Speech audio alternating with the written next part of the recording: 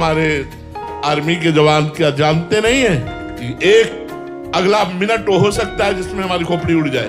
Border पर टहलने कौन कहां निशाना लगा के कब उड़ा दे, लेकिन छाती चौड़ी करके, भयभीत होके नहीं, छाती चौड़ी करके अंतिम श्वास तक दुश्मन को गोली मारने का उत्साह रखते हैं। जिन प्राणों को आप लोग इतना प्यार करते हैं, उन प्राणों को ये फूल की तरह तिरंगे पर चढ़ाए हुए घूम रहे हैं। यह है राष्ट्र प्रेमी।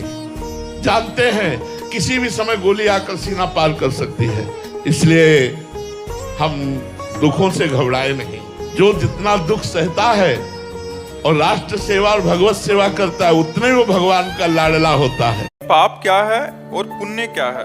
जो शास्त्र कहता है कि ये करो, उसे पुण्य कहते हैं, और जो शास्त्र कहता है ये ना करो, वो पाप है। जैसे स्त्री स्वरूप 4 हैं, माँ, बहन, बेटी और पत्नी।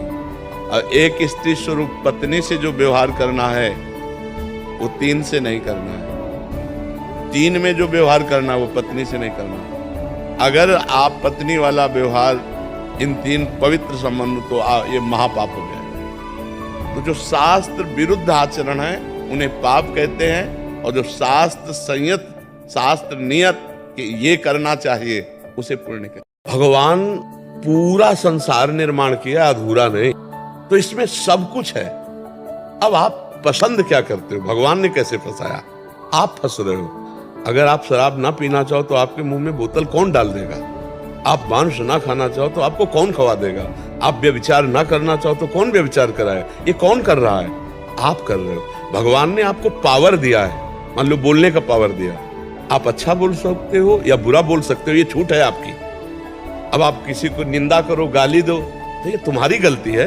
बोलने का भगवान ने पावर आपको दिया। आप इससे अच्छा भी बोल सकते थे, आप दूसरे की प्रशंसा भी कर सकते थे, आप इससे भगवान नाम कीर्तन, भगवत गुण गा सकते थे। तो हमें भगवान को दोष नहीं दे। इंसान के भरोसे में तो आप टूट जाओगे। किसी का भरोसा लोगे, किसी से प्यार करोगे तो टूट जाओगे, क्योंकि धोखा मिलेगा।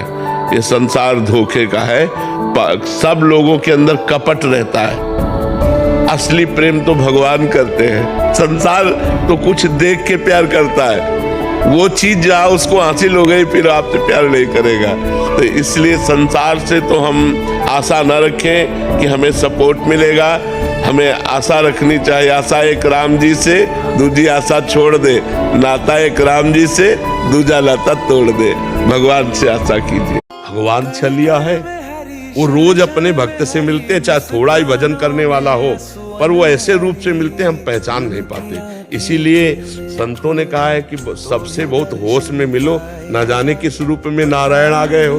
अरे भगवान किस रूप में आप गए? भगवान बता थोड़ी आएंगे मैं इस रूप में आ रहा हूँ। हमको अपने भगवान का अपमान कर दे। इसलिए हमें सबसे सम्मान और प्यार भरा व्यवहार करना है, और सब में झांक के देखना, क्या इसमें भी भगवान है, इसमें भी भगवान, पता नहीं किस रूप में भगवान हो। मर्जिक आदर्श पुत्र की क्या परिभाषा है? अपने पिता की आज्ञा में रह करके माता पिता की भगवान की भांति सेवा करना।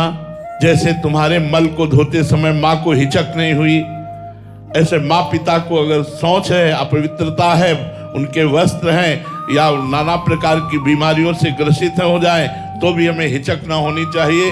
वैसे ही हम उनकी सेवा करें अपना भगवान मानकर।